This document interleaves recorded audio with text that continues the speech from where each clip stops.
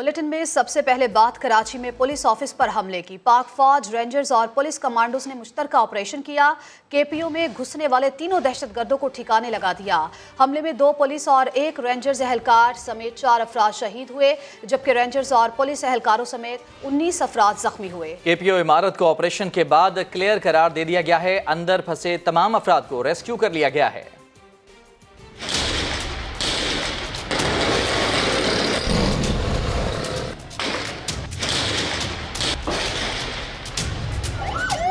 अमन दुश्मनों का शहर कायद पर वार, दहशतगर्दों का कराची पुलिस ऑफिस पर हमला। करीबन शाम 7 बजे के वक्त शारे फैसल पर गोलियों की तड़तड़ाहट सुनाई दी।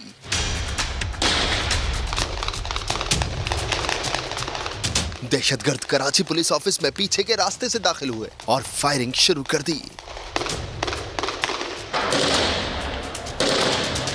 दहशतगर्दों से निपटने के लिए पुलिस, रेंजर्स और पाक फौज के दस्ते पहुंचे। मुकाबला हुआ, फायरिंग का तबादला हुआ। वक्फे वक्फे से इलाका गोलियों से गूंजता रहा। धमाके भी सुने गए। केपीओ ऑफिस की इमारत के 4थे फ्लोर पर भी बड़ा धमाका हुआ। अल्लाह अकबर! हटिया, सारे पीछे आ जाओ। ब्लास्ट हो गया, पीछे आ जाओ, और भी हो सकता है। दहशतगर्दों और सिक्योरिटी एहलकारों के दरमियान मुकाबला तकरीबन 4 घंटे तक जारी रहा। तमाम दहशतगर्दों को ठिकाने लगाने के बाद इमारत को क्लियर करार दे दिया गया। फायरिंग के तबादले में जख्मी होने वाले एहलकारों और स्टाफ को अस्पताल मुंतकिल कर दिया गया है। और अभी आपको बराह रास्त लिए चलेंगे DIG south Irfan Baloch Karachi police office के बाहर मीडिया से गुफ्तगू कराएंगे। नंबर प्लेट्स अंदर भी मिली हैं और उसके ऊपर भी लगी हुई है, जिसकी हम सारी इन्वेस्टिगेशन। अच्छा, ये बता दीजिएगा कि मुल्ज़िमान की तादाद ये 3 ही थी जो मारे गए, या इनकी तादाद ज्यादा थी उनमें से? अभी तक की कंफर्मेशन ये है कि वो 3 ही थे। 3 ही थे। सामने देखें। देखिए, इससे तो लगता है कि वो मौजूद है और उनमें ये कैपेबिलिटी है कि वो अटैक कर सकते हैं। ये जो अटैक हुआ है, देखें ना, उसमें मैंने जो हमारी जो इन्वेस्टिगेशन ये है, जो लोकल पुलिस ने हमने मिलकर की है, सुबह से रात को मैंने देखा है, जो उनके फुटप्रिंट्स को मैंने देखा है कि वो कम से कम 15 से 20 दिन, 1 महीना उन्होंने इस ऑफिस की रेकी की है।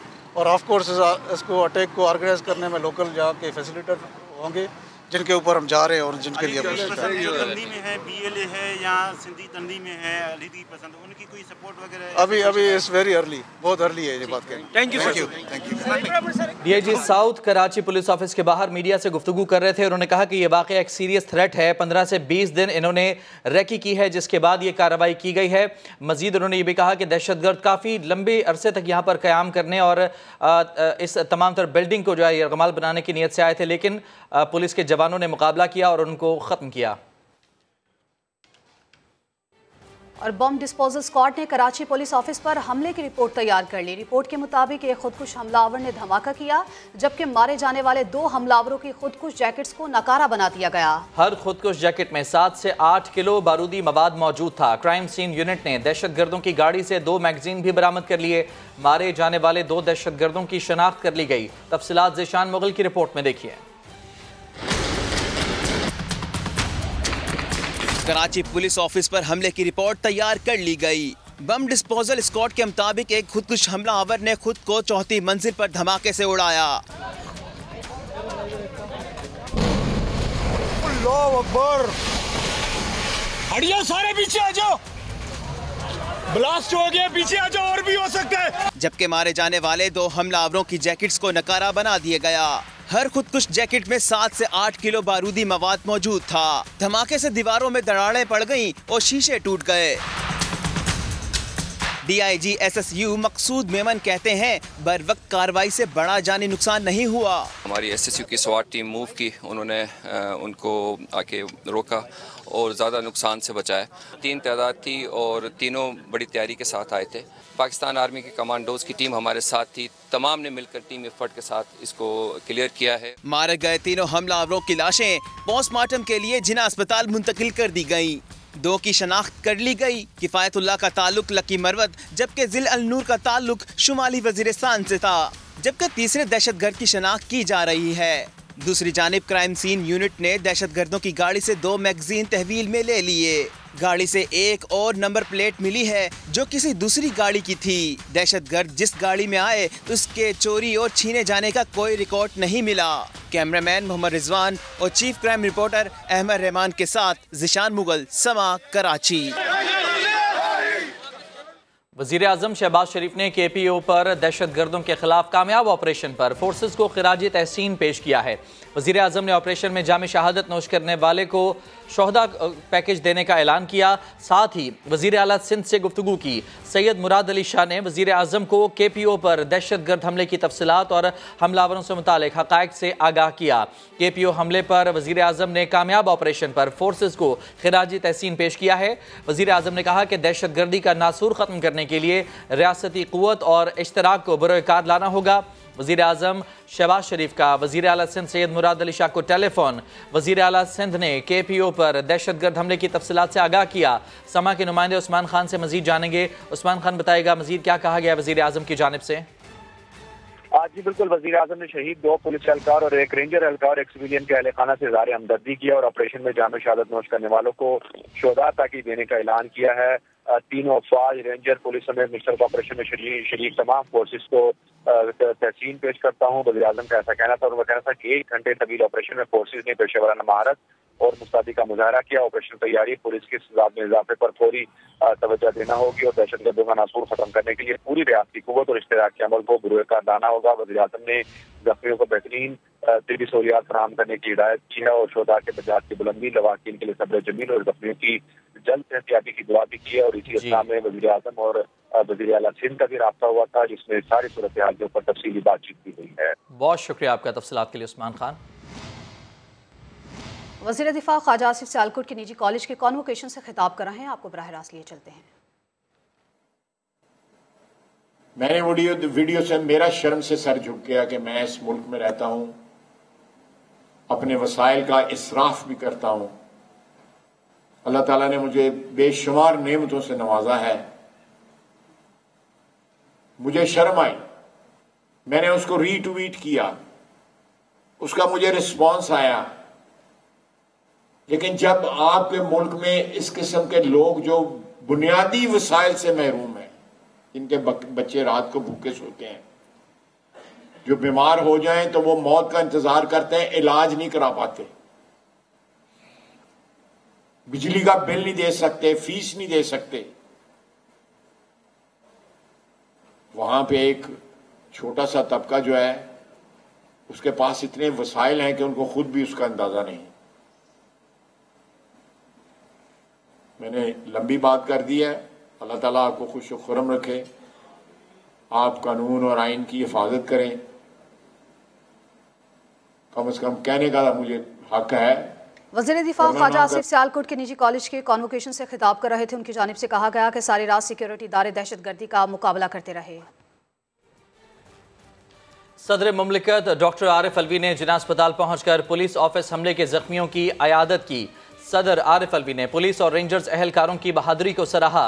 सदर मुमलिकत ने एहलकारों से उनकी सेहत के बारे में भी दरियाफ्त किया। डॉक्टर आरिफ अलवी ने पुलिस और रेंजर्स के एहलकारों के साथ यकजहती का इजहार किया। सदर मुमलिकत ने हमले के शहदा को भी खराज अकीदत पेश किया और उनके दर्जात की बुलंदी की दुआ की। कराची पुलिस ऑफिस में दहशतगर्दों के हमले में शहीद होने वाले रेंजर्स के सब इंस्पेक्टर तैमूर शहजाद की नमाज जनाजा उनके आबाई इलाके शुजाबाद में अदा की जाएगी। जाम शहादत नोश करने वाले तैमूर के घर पर लवाहिकीन ताज़ियत के लिए आ रहे हैं। इसी हवाले से मजीद जानते हैं अपने नुमाइंदे मोहसिन अली से। मोहसिन बताइएगा।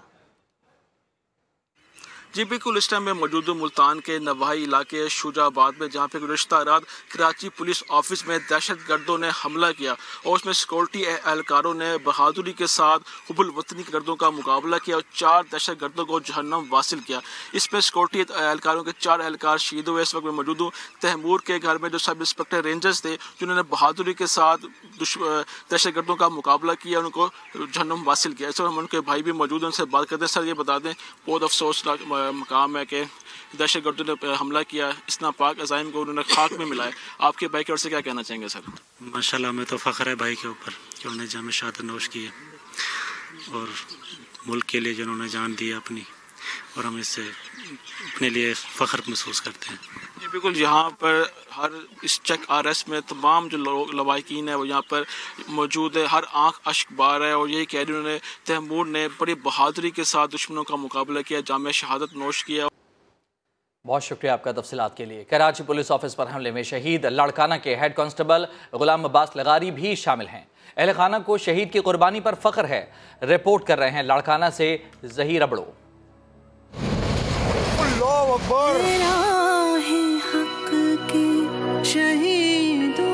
लाड़काना टेंचों का रिहायशी शहीद गुलाम अब्बास लगारी 2011 में बतौर कांस्टेबल सिंध पुलिस में भर्ती हुआ। कराची में दहशतगर्दों के हमले को नाकाम बनाते हुए अपनी जान निछावर कर दी।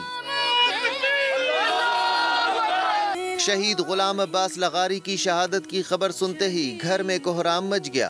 दोस्त के साथ बैठे हुए थे होटल पे, तो वहाँ पे न्यूज़ चली मोबाइल पे, तो वहाँ पे देखा तो मुझे ये पता था कि चाचा की तैनाती कराची के PO पुलिस ऑफिस में DIG एडमिन ऑपरेशन के साथ। शहीद ने सोगवारों में बेवा, 3 बेटे और 1 बेटी को छोड़ा है। लोगों की बड़ी तादाद ताज़ियत के लिए रिहाइशगाह पहुँच रही है। ज़हीर अबड़ो, समा, लाड़काना।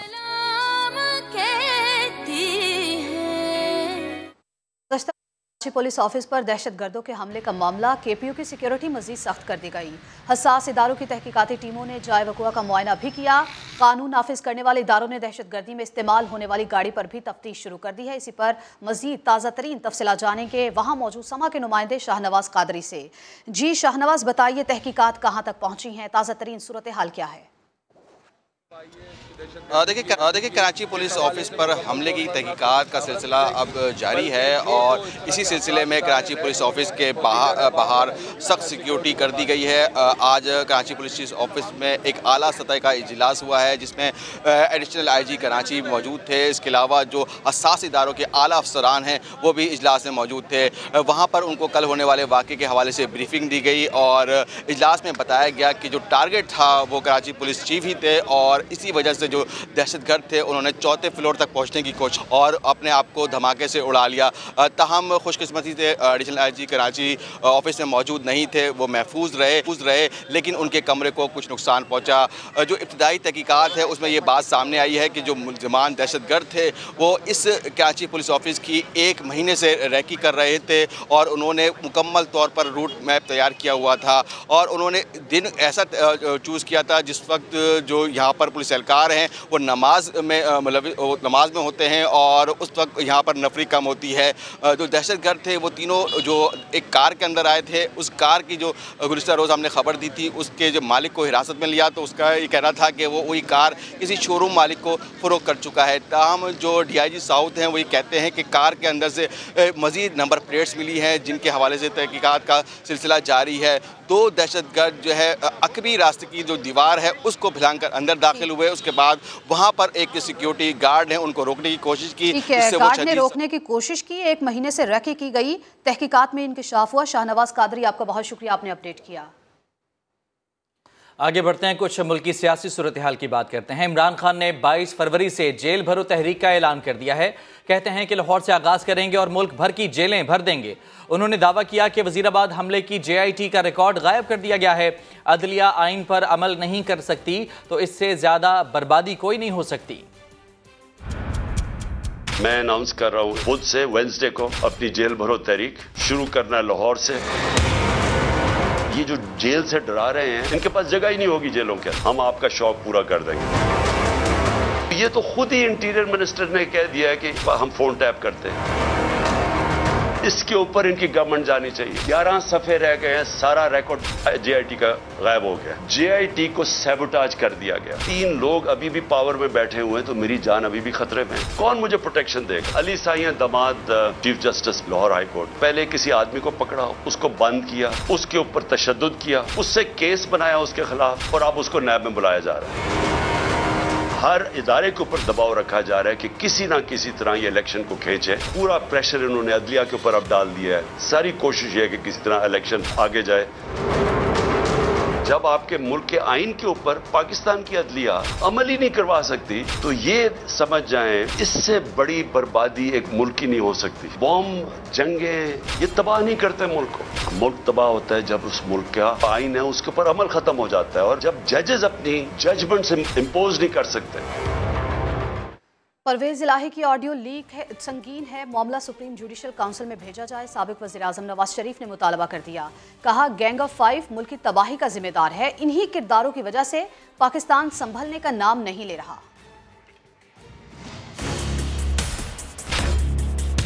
परवेज इलाही साहब ऑडियो लीक सुन के आई हैं, ये तो बहुत संगीन है। इससे ज्यादा संगीन बातें किसी सुप्रीम कोर्ट के जज के बारे में और क्या हो सकती हैं। इसका हर तरीके से भरपूर नोटिस लिया जाना चाहिए। सुप्रीम जुडिशल काउंसिल में इनका केस नहीं भेजना तो फिर क्या करना है? अगर उनका नाम नहीं भेजना तो मेरा नाम भेज दें। ये भी मेरे से बात होगी। इन्हीं किरदारों की वजह से आज पाकिस्तान इस मुकाम पे पहुंचा है। इन लोगों की वजह से आज पाकिस्तान जो है ना वो लुढ़क रहा है, सर के बल गिर रहा है, संभलने का नाम नहीं लेता।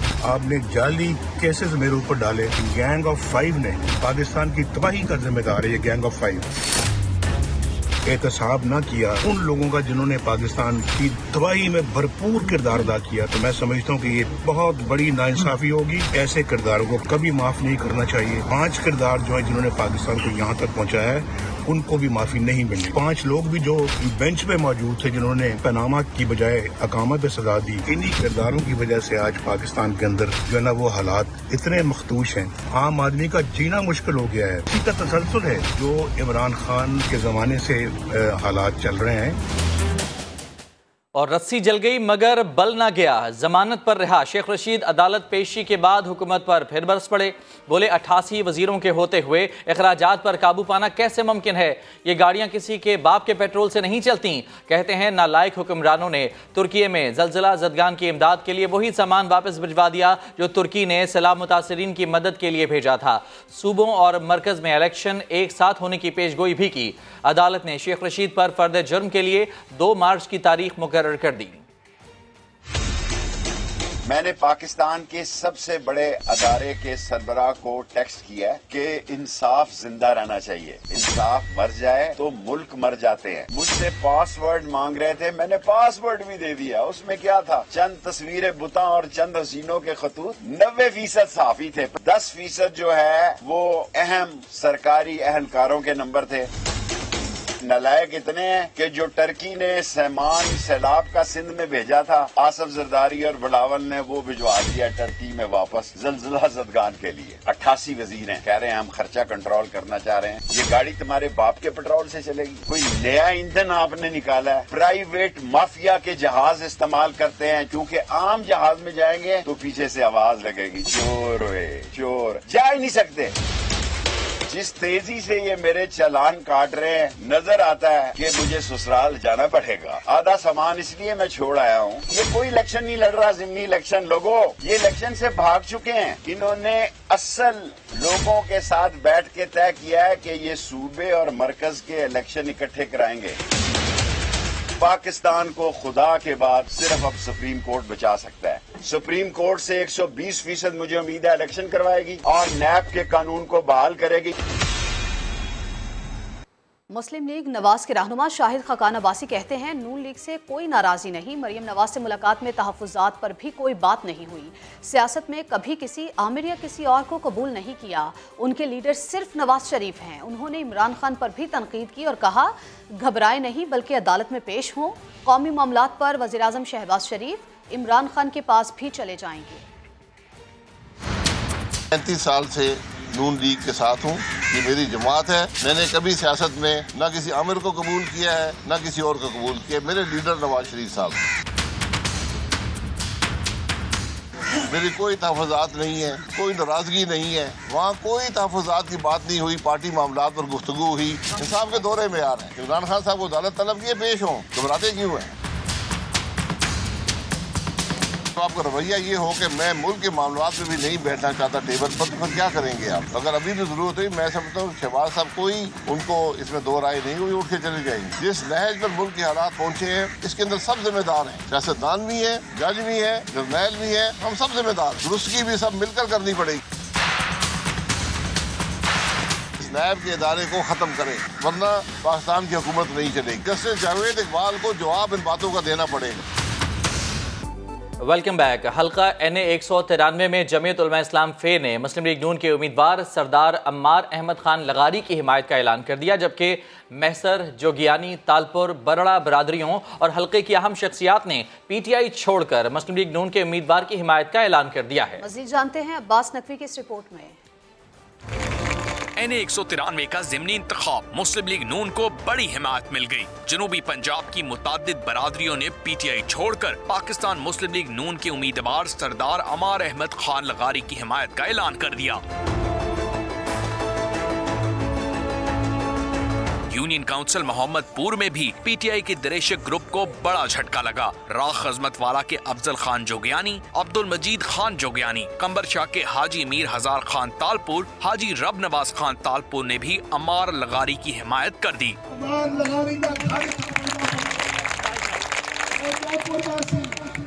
बरड़ा बरादरी ने भी मुस्लिम लीग नून के उम्मीदवार की हिमायत का ऐलान कर दिया। सियासी माहिरीन का कहना है कि ज़िमनी इंतखाबात में मुस्लिम लीग की हिमायत में इजाफे और PTI से अहम ग्रुपों की अलहदगी आइंदा इंतखाबात के खाके की निशानदही कर रही है, जबकि दोनों जमातें आम इंतखाबात में बड़े झटकों के दावों पर कायम हैं। अब्बास नकवी, समा, लाहौर।